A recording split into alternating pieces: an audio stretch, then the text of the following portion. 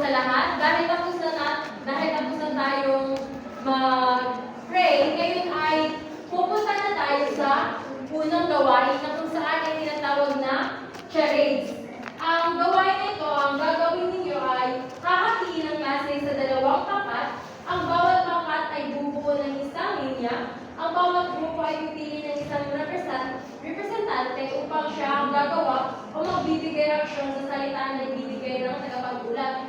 So, dito, hindi na kinakailangan mag-linya, kundi pwede nang nakaupo lamang kayo at may tag-iisa lamang kayong mga na-representante. At dito, naalala ba yung ginawa natin kay Ma'am Charo? Yun yung gagawin natin na charade. Kumbaga, i-a-act ng representante niyo kung ano yung salita na ipapahula niya sa inyo. Nagkakaintindihan? Yes. Sige. Sino ang representante dito? Pamilya mo. Ako si Iguana. Yes. Favorite. Tatlong salita lang ito. Very good. Sige na, participate kayo daw. Nakakita ko nga di Ma'am mo, kaya participate. Kaya ka pasok ako sa gulo. Ang isa, participate ka mo. Yan din na sa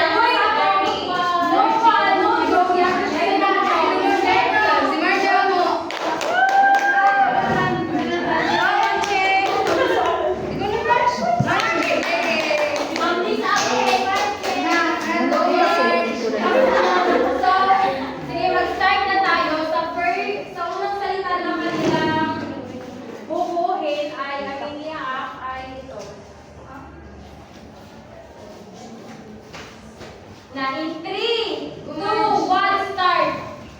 I. W. B. L. B. G. L. M. R. O. I. B. B.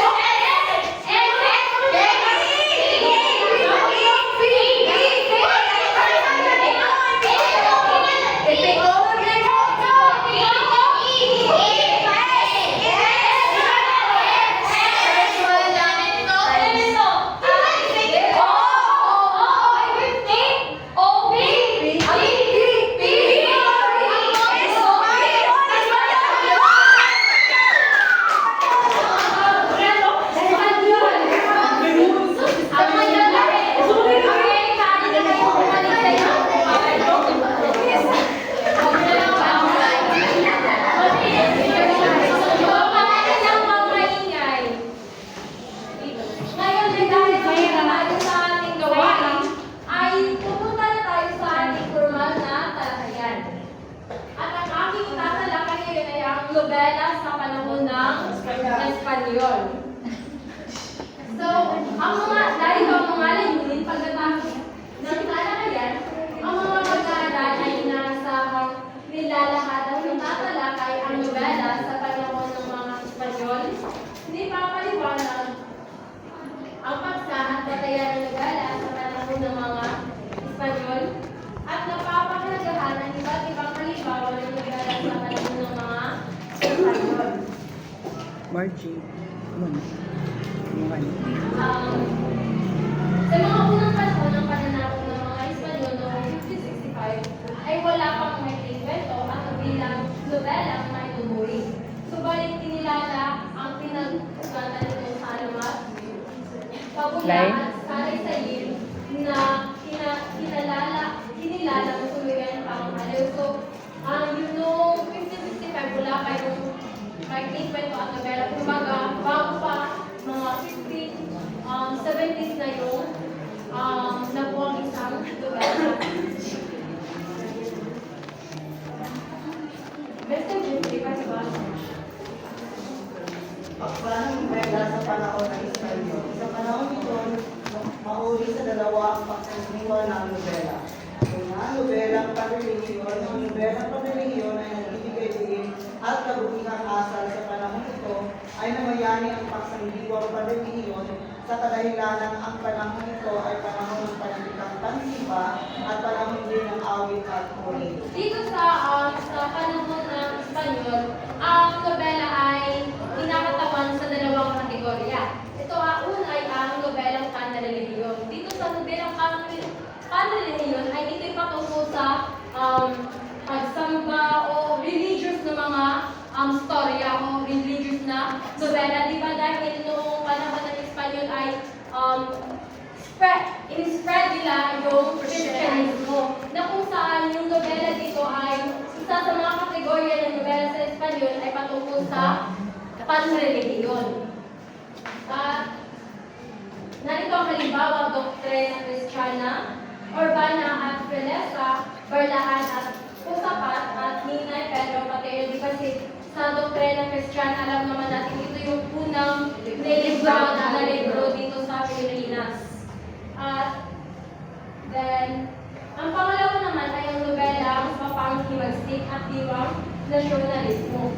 So dito lumaganap ito sapagkat nais ng bawat Pilipino na makalaya sa mga mapapasing kamay ng mga Espanyol. So di ba yung sa hindi lamang nakafocus dito yung panrelihiyon, kundi nakafocus din sa panghimagsik. Di ba sino yung nakakita na dito yung pulang araw? Ako! Yes! Di ba sa pulang araw, kawawa yung mga Pilipino doon? Saan? Babae. Lalong-lalo na yung mga babae, yung yung tawag sa kanila? Di ba nakakawa sila? So, dito rin ay isa sa mga nobela, kung nakafocus sa mga nobela nila ay maisa sa nobela ang mapanghimagsik sapagkat nais nilang makalaya. Kumbaga dito sa nobela ay sinisiwalat doon kung ano yung mga karanasan na naranasan ng mga Pilipino at kung ano yung nais nila na nais nilang maranasan nung makamit sa panahon ng Espanyol. At ang halimbawa nito ay Lolita Guerra at ng Bustrismo, Ang Bandido ng Pilipinas by Graciano Lopez Haina. Then, narito pa ang ilang mga halimbawa ng nobela sa panahon ng Espanyol. Ang Barlaan at Pusapat, ito ay halimbawa sa panrelihiyon.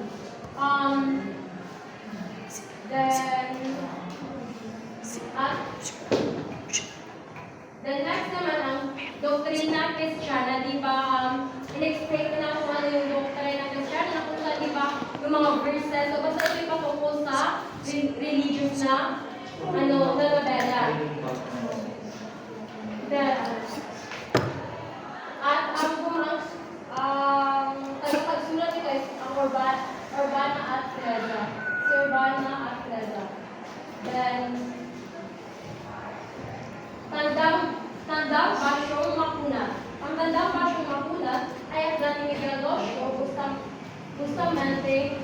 Hindi minabuti ng mga Pilipino dahil ito dahil sa pamamaraan at pagpapaano ng mayagda na isadibig ng kurang tauhan sa nobela. So, ito ay patungkol pa rin sa panrelihiyon na nobela. Then, tapos na pala. At ngayon ay dahil tapos na natin tinalakay ang mga nobela sa panahon ng Espanyol, ngayon ay maaari pa akong magtanong kung magbigay ng isa sa mga halimbawa ng nobelang panrelihiyon sa panahon ng Espanyol. Ginoong Jeffrey. Isa sa mga halimbawa ng nahimbag na mga aklat sa panahon ng Espanyol is yung Doktrina Kristiyana, yung pinaka-kauna-unahang aklat o libro na hinimbag sa Pilipinas. Magaling, bigyan natin siya ng barangay class. At ngayon ay tutungo na tayo sa